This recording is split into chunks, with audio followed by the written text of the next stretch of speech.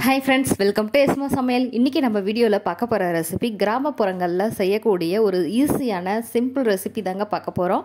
கத்திரிக்காய் தக்காளி கடைசல். இது சாப்பிட்றதுக்கு ரொம்ப சூப்பரா இருக்கும். எனக்கும் ரொம்பவே பிடிச்சமான ரெசிபி இது. ரொம்பவே சீக்கிரமா டக்குன்னு செஞ்சிரலாம். இது எப்படி செய்யலாம்னு பார்க்கிறதுக்கு முன்னாடி நீங்க இதுவரைக்கும் நம்மளோட சேனலை சப்ஸ்கிரைப் பண்ணலைனா ப்ளீஸ் சப்ஸ்கிரைப் பண்ணிக்கோங்க. அப்படியே பக்கத்தில் இருக்க பெல் ஐக்கானையும் கிளிக் பண்ணிவிட்டு ஆளுங்கிற ஆப்ஷனையும் தட்டி விடுங்க. அப்போ தான் நாங்கள் போடுற எல்லா வீடியோஸும் உங்களுக்கு உடனுக்குடனே நோட்டிஃபிகேஷனாக வரும். வாங்க வீடியோக்குள்ளே போகலாம். இன்றைக்கி நம்ம ரெசிபிக்கு முக்கியமாக 2 பொருள் தேவைங்க. ஒன்று தக்காளி, ஒன்று கத்திரிக்காய். இப்போது தக்காளி 1/2 கிலோ எடுத்து வச்சுருக்கேன். கத்திரிக்காய் அதே போல் 1/2 கிலோ கிட்ட எடுத்து வச்சுருக்கேன். 2 பெரிய சைஸ் வெங்காயம் எடுத்துக்கோங்க. கொஞ்சமாக சின்ன வெங்காயம் எடுத்துக்கோங்க. இல்லை நீ ஃபுல் அண்ட் ஃபுல் பெரிய வெங்காயமே யூஸ் பண்ணிக்கலாம், இல்லை சின்ன வெங்காயமே கூட யூஸ் பண்ணிக்கலாம். அது உங்களோட விருப்பம்தான். காரத்துக்கு தகுந்தாப்பில் வரமிளகாய் எடுத்துக்கோங்க. 3-4 கொத்து கருவேப்பிலை, ஒரு முழு பூண்டை உரித்து வச்சுருக்கேன். இப்போது நம்ம எடுத்து வச்ச எல்லாத்தையும் ஸ்லைஸ் பண்ணிக்கலாம். அதாவது வெங்காயம் பூண்டு ரெண்டையுமே நம்ம கட் பண்ணி எடுத்து வச்சுக்கலாம். இப்போது சட்டியில் கொஞ்சம் எண்ணெய் ஊற்றி வச்சுருக்கேன். அதில் தாளிப்புக்காக கொஞ்சமாக கடுகு, கடலைப்பருப்பு, உளுந்து சேர்த்துக்கோங்க. இது கூட நம்ம எந்த ஒரு மசாலா பொடியுமே சேர்க்க தேவையில்லை.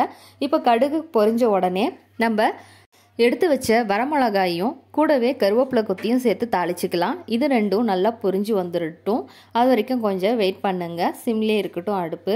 இப்போ இது ரெண்டுமே பொரிஞ்சதுக்கப்புறமா நம்ம எடுத்து வச்ச வெங்காயத்தை இதில் சேர்த்துக்கலாம். அதாவது வெங்காயம் பூண்டு ரெண்டையுமே இதில் சேர்த்துக்கலாம். இது கூட நம்ம எந்த ஒரு இஞ்சி பூண்டு பேஸ்ட்டோ அது இது எதுவுமே சேர்த்த தேவையில்லைங்க. இது பக்கா சிம்பிள் ரெசிபி.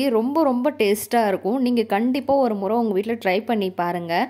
இதை இப்போது நல்லா வதக்கி விட்டுக்கலாம். வெங்காயம் ஓரளவுக்கு நல்லா வதங்கின பின்ன நம்ம கொஞ்சமாக தூளுப்பு சேர்த்துக்கலாம். அப்போ தான் வெங்காயம் நமக்கு சீக்கிரமாக வதங்கி வரும். இப்போ பார்த்தீங்கன்னா வெங்காயம் ஓரளவுக்கு கலர் மாறி வர ஆரம்பிக்குது. இப்போ வெங்காயம் ஓரளவுக்கு நல்லா வதங்கினதுக்கு அப்புறமா நம்ம எடுத்து வச்ச தக்காளி துண்டுகளை இதில் சேர்த்துக்கலாம். இது ஒரு 3-4 பொருளில் செய்யக்கூடிய ரெசிபியாக இருந்தாலுமே கூட சாப்பிட்றதுக்கு ரொம்ப டேஸ்ட்டாக இருக்குங்க. இந்த கிராமப்புறங்களில் இதை ரொம்ப சர்வசாதாரணமாக செய்வாங்க. டக்குன்னு செஞ்சு முடிச்சிருவாங்க. இப்போ வேலைக்கெல்லாம் போகிறாங்கல்ல, காட்டு வேலைக்கு, அவங்கெல்லாம் வந்து பார்த்திங்கன்னா காலையில் இல்லை சாயங்காலம் இந்த மாதிரி டக்குன்னு செஞ்சு வச்சுட்டு போயிடுவாங்க. வீட்டில் யாருக்குமே பிடிக்காதுன்னு சொல்லவே முடியாத ஒரு ரெசிபி. இப்போது தக்காளி கொஞ்சம் வதங்கினதுக்கு அப்புறமா கத்திரிக்காயை இதில் சேர்த்துக்கலாம். கத்திரிக்காயை சேர்த்துட்டு நல்லா மிக்ஸ் பண்ணி விட்டுக்கோங்க. இந்த ஸ்டேஜில் நம்ம கத்திரிக்காய்க்கு தக்காளிக்கு தேவையான அளவுக்கு உப்பு மஞ்சத்தூள் சேர்த்துக்கலாம். இது கூட வேறு எந்த மசாலா பொடியுமே நம்ம சேர்த்த தேவையில்லை. இப்போ இது ரெண்டையும் நல்லாவே மிக்ஸ் பண்ணி விட்டுக்கிட்டு நமக்கு தேவைப்பட்டால் தண்ணி ஊற்றி கொஞ்சமாக வேக வச்சுக்கலாம். இல்லை நீங்கள் அப்படியே எண்ணெயிலே வதக்கி விட்டாலும் நல்லா வெந்து வந்துடும். அப்பப்போ கொஞ்சம் கிண்டி மட்டும் விடுங்க, போதும். இப்போது நம்மளோட தக்காளி கத்திரிக்காய் சூப்பராக வதங்கி வந்துடுச்சு. நல்லா மத்து வச்சு கடைஞ்சிட்டு சாப்பாட்டில் போட்டு பிசைஞ்சு சாப்பிட்டு பாருங்கள். அட்டகாசமான ரெசிபி இது. சாப்பாடுக்கு மட்டும் இல்லை, இட்லி, தோசை, பூரி, சப்பாத்தின்னு நீங்கள் எது கூட சாப்பிட்டாலும் சூப்பராக இருக்கும். கண்டிப்பாக ஒரு முறை ட்ரை பண்ணி பாருங்கள்.